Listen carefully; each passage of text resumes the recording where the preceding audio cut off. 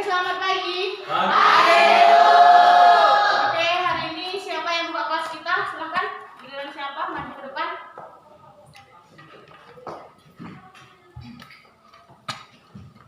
Sebelum kita memulai pelajaran kita, tadinya kita nyanyi lagu aja. Bangun dan bukalah matamu. Oke, sebelum mulai diri semua di bangku, berdiri semua ya.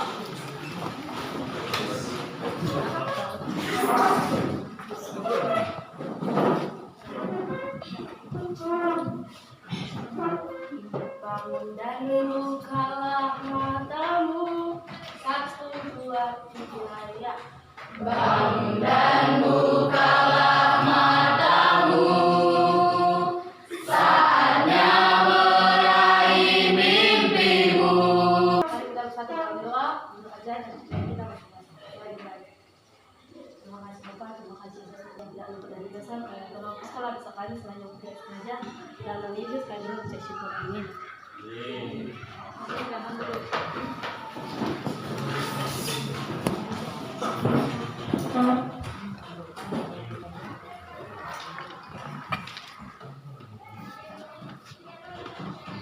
Oke, ada yang tidak hadir hari ini? Hadir. Hadir semua? Iya, Bu. Oke, kalau hadir semua berarti masih semangat untuk belajar. Nah, kita masuk materi kita hari ini, tapi sebelum kita masuk ke materi kita hari ini, Ibu mau tanya dulu, siapa yang masih ingat materi minggu lalu? Saya, Bu.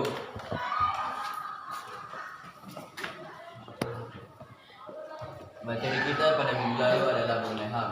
Jadi, HAM adalah menurut Undang-Undang RI Nomor 39 Tahun 1999, HAM adalah seperangkat hak yang melekat pada hakikat dan keberadaan manusia sebagai ciptaan Tuhan Yang Maha Esa dan merupakan anugerah yang wajib kita hormati dan junjung tinggi oleh pemerintah, hukum, negara, dan bagi setiap orang demi kehormatan dan kewajiban kita dan untuk perlindungan harkat dan martabat manusia. HAM ini memiliki beberapa hak seperti hak hidup, hak kenyamanan, hak pribadi, hak kepemilikan, dan hak lainnya.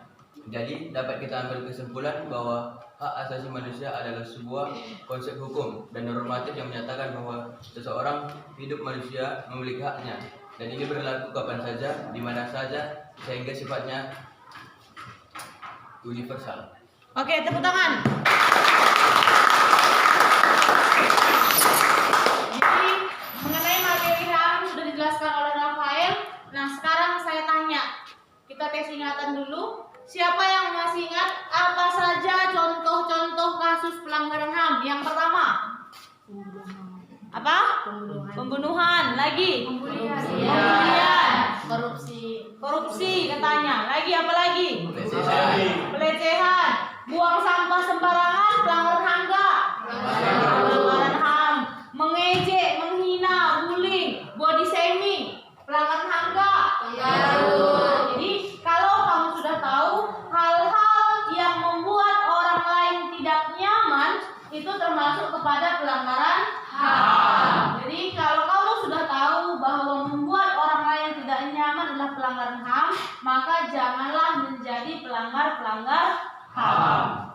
Posisikan dirimu di posisi orang lain. Jadi kalau kamu nggak senang diperlakukan tidak baik, maka jangan perlakukan orang lain dengan cara tidak baik. Oke, bagus. Kita lanjut materi kita ke hari ini.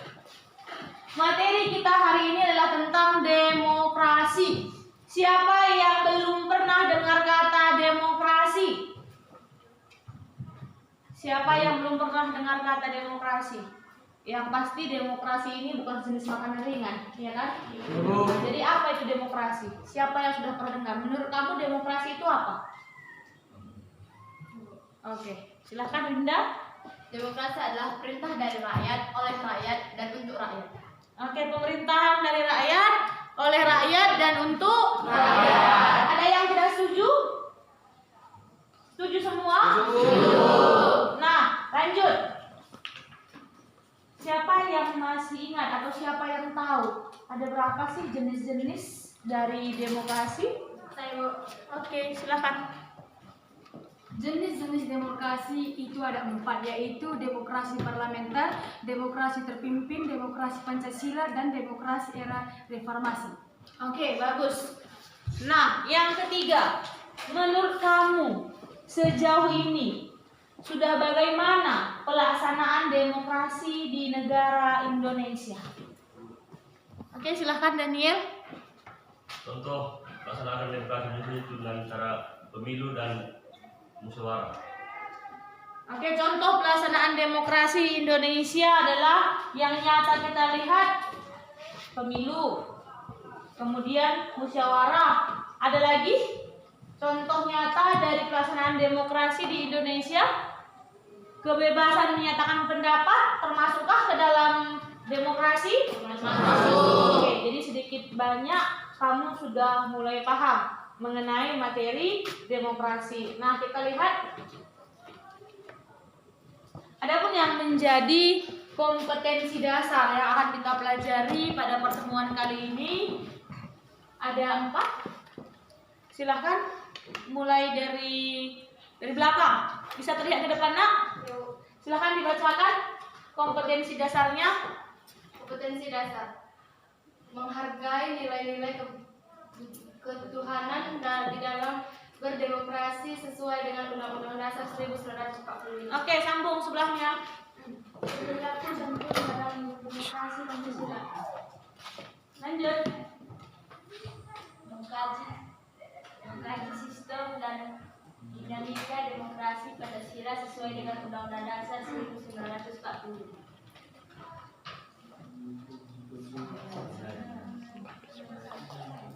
Dan hasil kajian tentang sistem dan dinamika demokrasi Pancasila.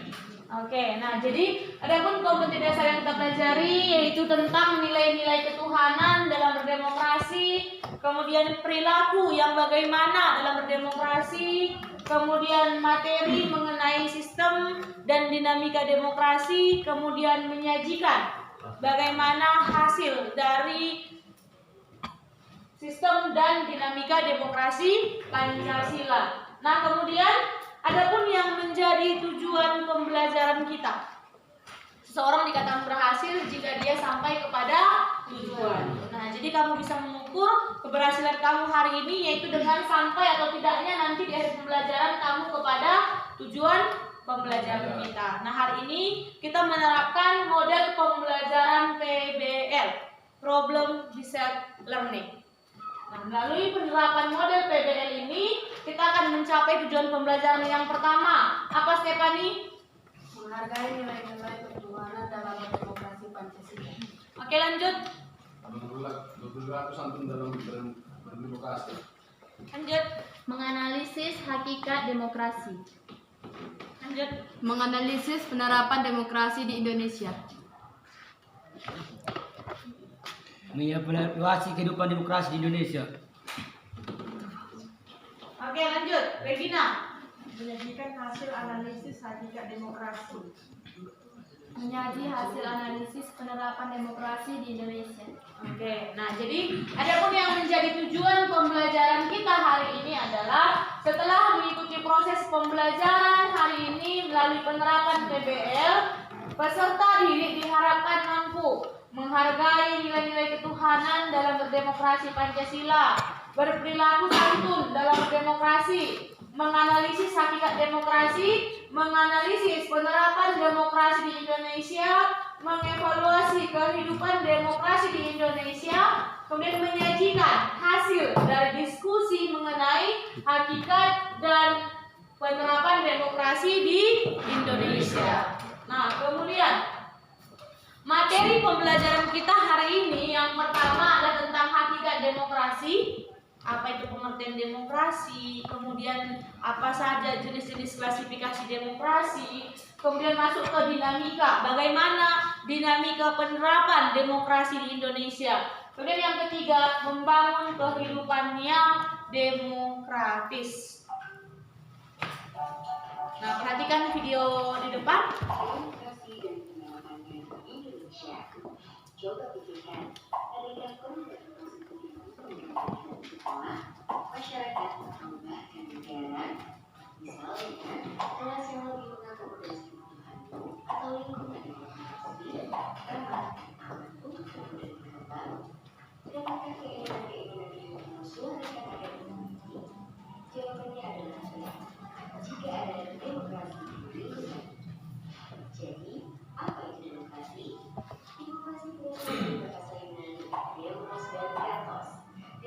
Wakil Rakyat 340 kelurahan. Dalam demokrasi, Ini dia mengenai teori singkat tentang demokrasi. Nah, coba perhatikan gambar di depan ini. Ini gambar ngapain? Gambar apa?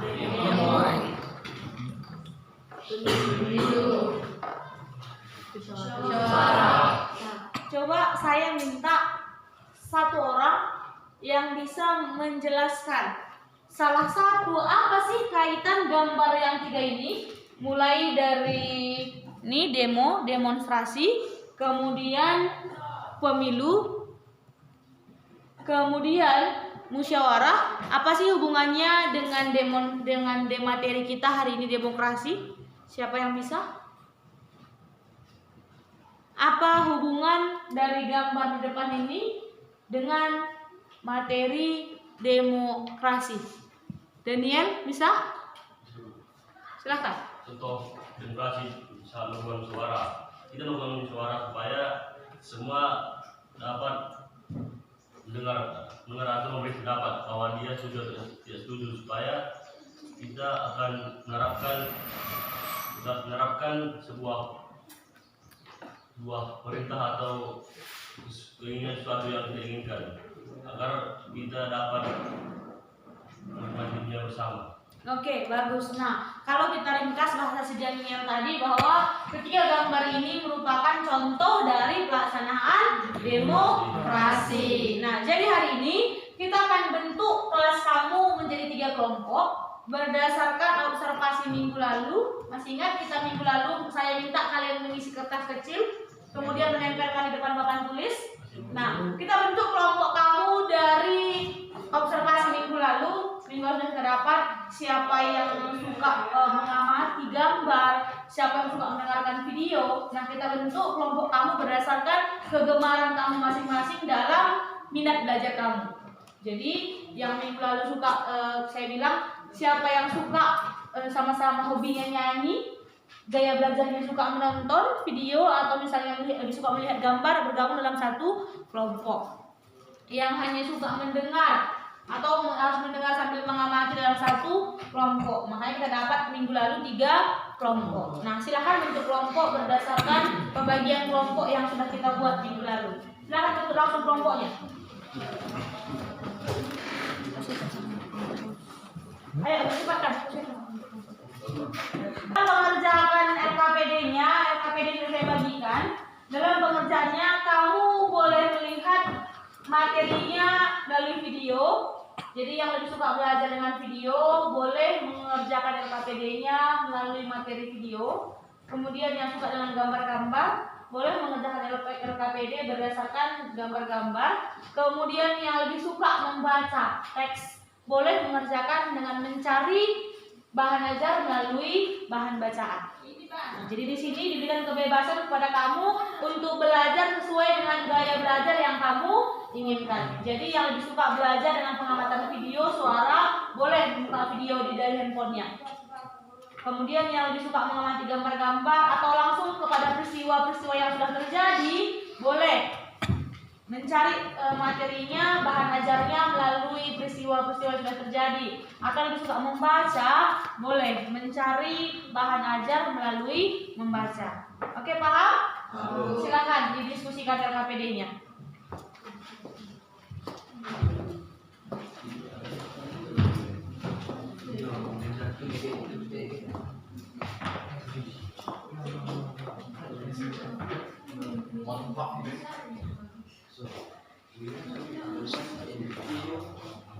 Jadi materi kelompok 1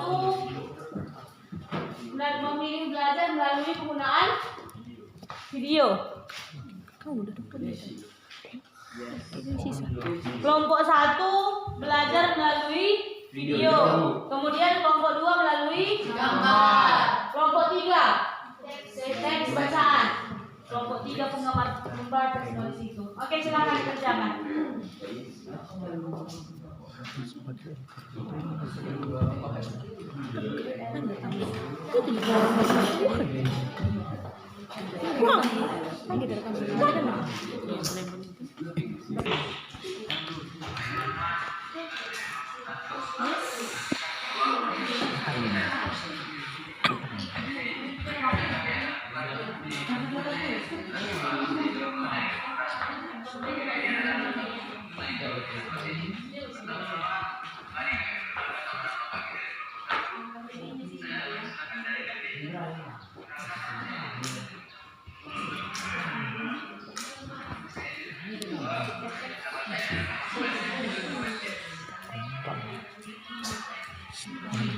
Buka kamar kalian, buka kamar.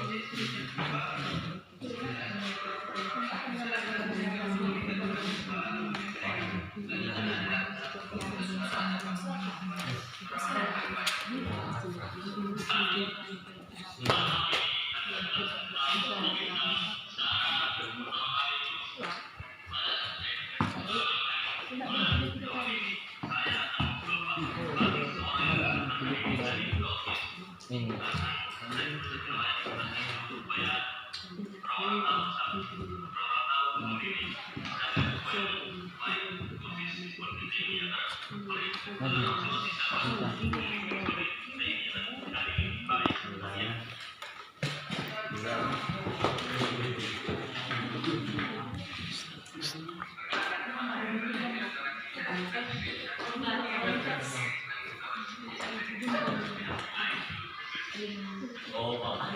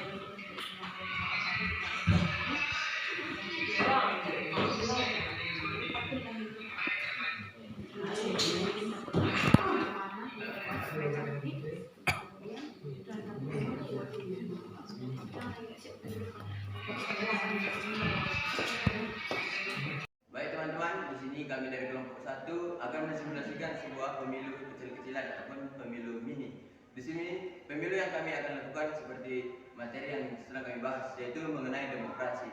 Pemilu ini adalah tentang mengenai pemilihan OSIS.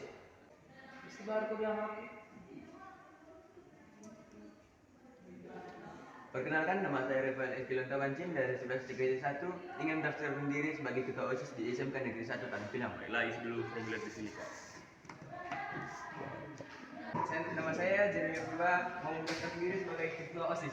Oke, isi formulirnya di sini, Pak. Oke ya Pak. Baik. Baik, saya dari calon ketua OSIS yang bagian pertama. Di sini saya akan menjelaskan program-program yang akan saya jalankan ketika saya menjadi ketua OSIS. Program-program tersebut ialah saya akan menjadikan sekolah kita menjadi berkembang. Contoh program pertama adalah menjalankan ekstrakurikuler, terutama seperti bola voli, bola kaki, dan renang. Selanjutnya, Calonkan ketua OSIS. Jika saya terpilih menjadi ketua OSIS, saya akan menjadikan sekolah ini lebih baik ke depannya. Contohnya mengadakan ekstrakurikuler dan kerja bakti, kerja sosial. Contohnya ekstrakurikuler seperti main voli, berenang, dan sepak bola.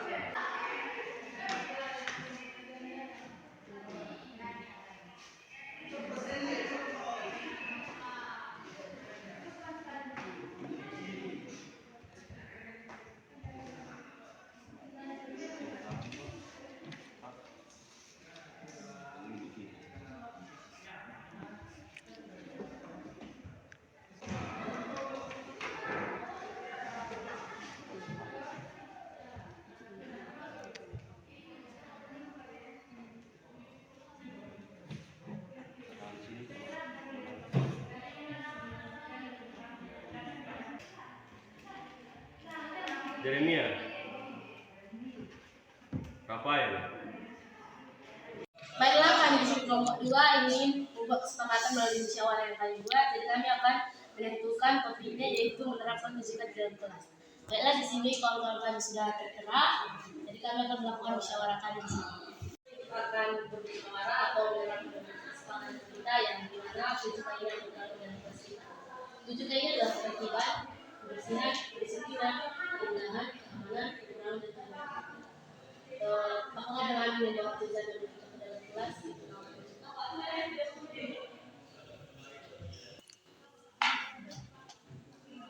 Menurut saya membawa jajanan ke kelas itu melanggar juga, karena kalau kita membawa makanan ke kelas itu nanti ada siswa yang membuang sampah sembarangan dari itu melanggar tujuh apa yang melanggar, yaitu kebersihan, kedisiplinan, dan keindahan kelas.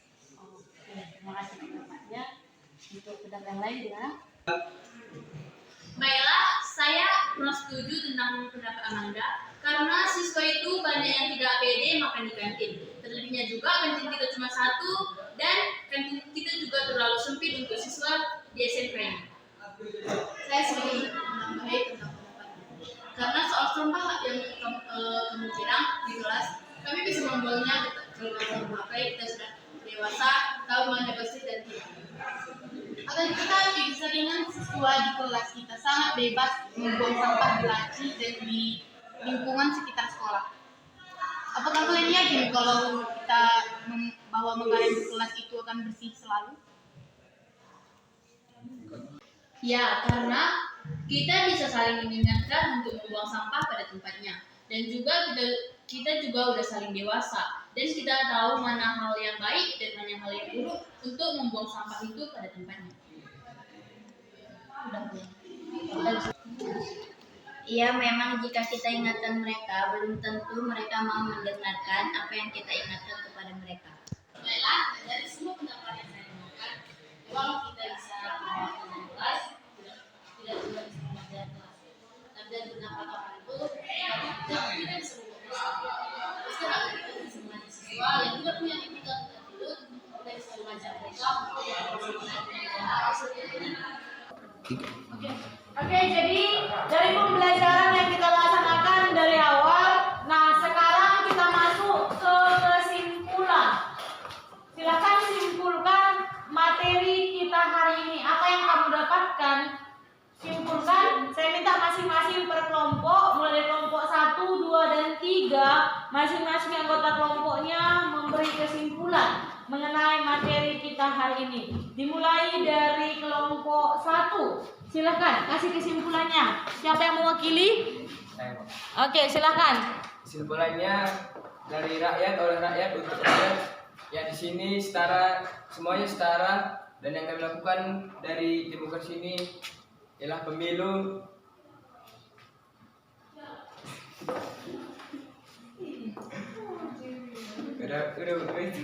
Oke, jadi kesimpulan dari kelompok 1 adalah mereka sudah paham bahwa demokrasi itu adalah pemerintahan yang berasal dari rakyat, untuk rakyat dan oleh rakyat. Dan mereka memilih pengaplikasian dari demokrasi dalam praktek pelaksanaan pemilu. Oke, kelompok 2 siapa yang mewakili? Saya, Bu. Oke, silakan. Ya, kesimpulan yang kami dapat pada hari ini yaitu kami lebih memahami bagaimana bermusyawarah yang baik itu dan mempunyai kelompok yang sama-sama mengerti dan memahami. Terima kasih. Oke, bagus. Kelompok 2 melalui kesimpulannya kita bisa tahu bahwa kelompok 2 memilih materi tentang musyawarah, dan kesimpulannya semua kelompok 2 sudah paham tentang materi musyawarah. Oke, sekarang kelompok 3 silakan simpulkan apa yang bisa kamu simpulkan hari ini. Silakan.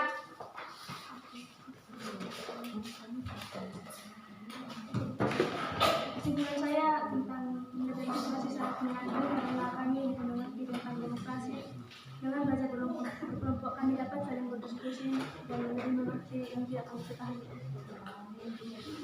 Oke, jadi kelompok 1, 2, dan 3 sudah menyimpulkan, memberi kesimpulan tentang materi hari ini.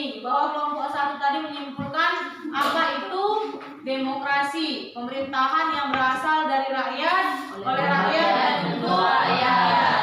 Nah, kemudian tentang pelaksanaan pemilu, kelompok 1 memilih dalam prakteknya, produknya mereka membuat tentang simulasi mini tentang pemilu. Kelompok 2 pelaksanaan demokrasi memilih tentang simulasi musyawarah mufakat. Kelompok 3 dalam simulasinya memilih tentang demonstrasi dalam rangka menyampaikan pendapat. Nah, jadi masing-masing kelompok sudah paham bagaimana penerapan demokrasi di Indonesia. Dibuktikan dengan kalian mampu membuat simulasi mini tentang bagaimana pelaksanaan demokrasi di Indonesia. Nah, kita masuk ke refleksi.